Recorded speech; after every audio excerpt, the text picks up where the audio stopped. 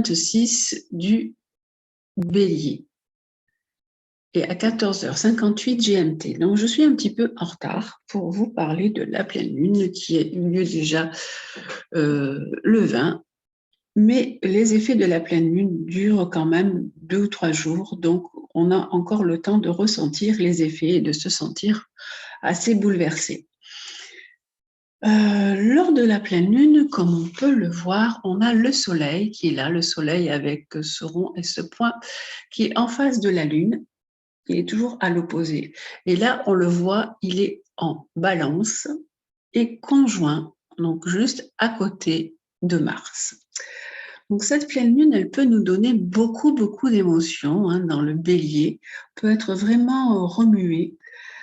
Et avec tout ce qui est en lien avec l'affectif, avec les sentiments, avec les relations à l'autre et avec les partenariats. Le soleil conjoint en bélier, il peut aussi donner de l'impulsivité. Il peut donner de l'énervement qu'il faudra essayer de canaliser au mieux, surtout donc que ce soleil et Mars sont en mauvais aspect. Ici, on voit le trait rouge qui va à Pluton, c'est-à-dire qu'il y a un défi avec des choses à transformer et à faire du nettoyage. Donc, on doit certainement vider nos poubelles, nettoyer des choses, transformer ce qui n'y a plus lieu d'être dans notre sphère sentimentale et même affective. Ce carré Mars-Pluton, il peut amener aussi des conflits et peut amener des disputes. On peut avoir envie de se battre également pour une cause qui nous tient vraiment à cœur, pour tout ce qui touche les sentiments et même pour aussi l'artistique et pour le côté artistique, la fibre artistique qui se réveille en vous. Vous avez peut-être une niaque, une envie d'aller plus de ce côté-là, d'aller plus profondément dans ce qui vous appelle. Et ça peut être aussi ce côté artistique. La Lune, elle est également en carré. On voit ce trait qui part de la Lune, qui va jusqu'à Pluton. Donc, nos émotions vont vraiment nous chambouler, nous remuer. Ça peut faire remonter un peu des angoisses qui sont liées au passé, qui sont liées aux choses qui n'ont pas été réglées, pas résolues. Ça peut aussi nous casser si on avait des projets, si on avait des idées, ça peut casser certaines choses dans nos projets. Cette lune carré Pluton, ça peut aussi amener des décès de proches, mais peut-être des décès de mamans. Il y a des mamans qui sont parties. En ce moment, j'ai les mamans de plusieurs amis qui sont parties, donc j'ai une pensée toute particulière pour elles. Je leur envoie de douces pensées parce que c'est des moments difficiles à traverser avec cette lune carré Pluton et soleil conjoint Mars. Il y a vraiment une envie de révolte, une envie... c'est une grosse difficulté à passer d'un point de vue affectif et d'un point de vue sentimental. On a notre belle Vénus qui est ici. Vénus est le maître de la balance. Et Vénus, elle est conjointe au milieu ciel, ici. Le milieu ciel qui est la situation professionnelle et sociale.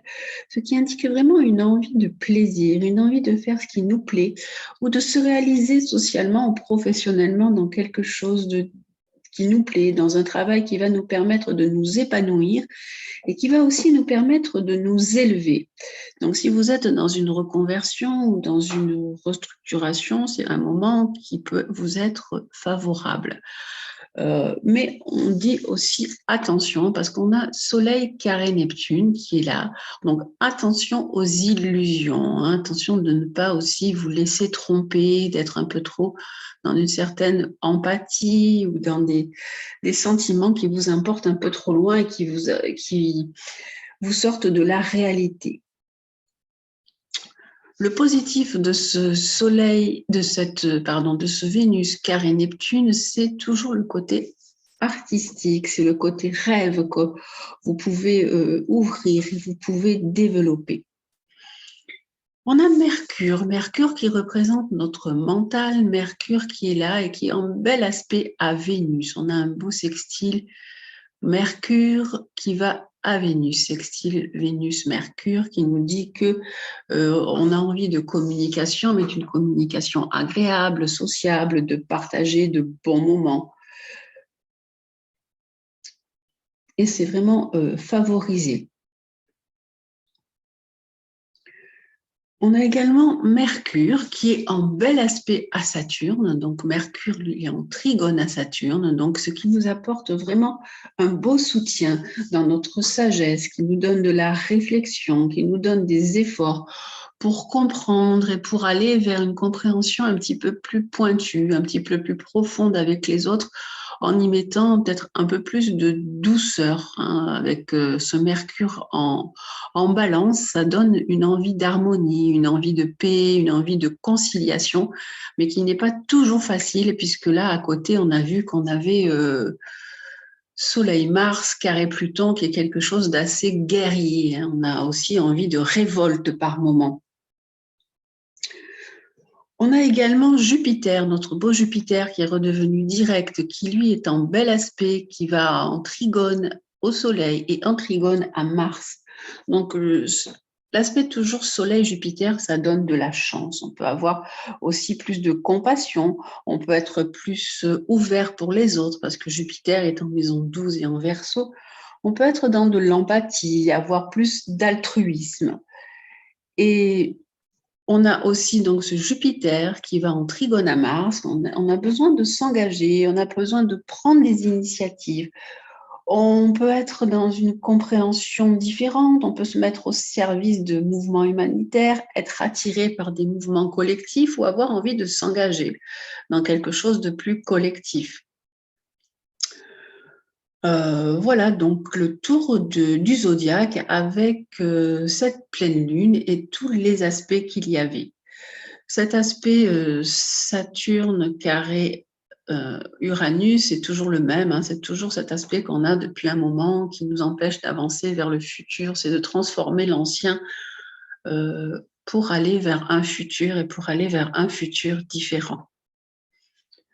Donc cette pleine lune nous propose un besoin de se centrer sur nous-mêmes, un besoin de s'affirmer, de se centrer sur nos intérêts, d'accepter aussi de ralentir en même temps, de faire donc attention à l'impulsivité, aux emballements, avec ce qu'on a vu avec ce Soleil conjoint Vénus, ce Soleil conjoint Mars en carré à Pluton, et la Lune aussi en carré à Pluton. Vous voyez que tout va, le point focus va sur ce Pluton hein, qui engage à transformer, à laisser des choses, à se délester de certaines choses. Donc, se délester, ça peut être soit se délester vraiment, si on a perdu des gens, donc les laisser partir, être dans une phase de deuil réel, et après être aussi peut-être dans une phase de deuil par rapport à des situations qui ont été compliquées, qui nous ont amené beaucoup d'émotions ou des situations sentimentales.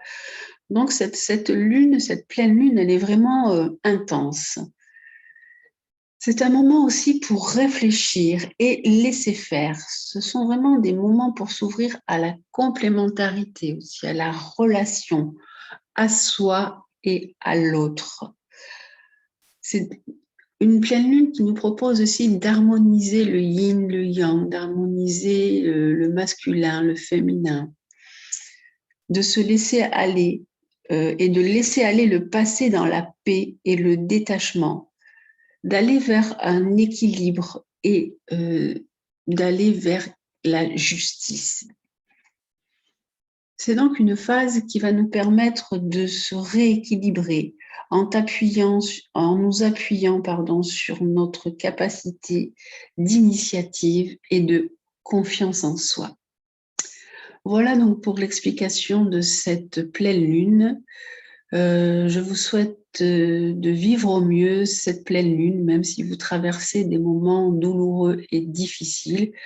Sachez que les planètes changent, les planètes bougent tous les jours et que c'est toujours des moments difficiles qu'on a à traverser, mais qui nous donnent une certaine expérience, qui peuvent nous donner plus tard une certaine sagesse et nous permettre de grandir. Voilà, je vous fais de très très grosses billes, je vous embrasse, je vous dis prenez soin de vous et à très bientôt.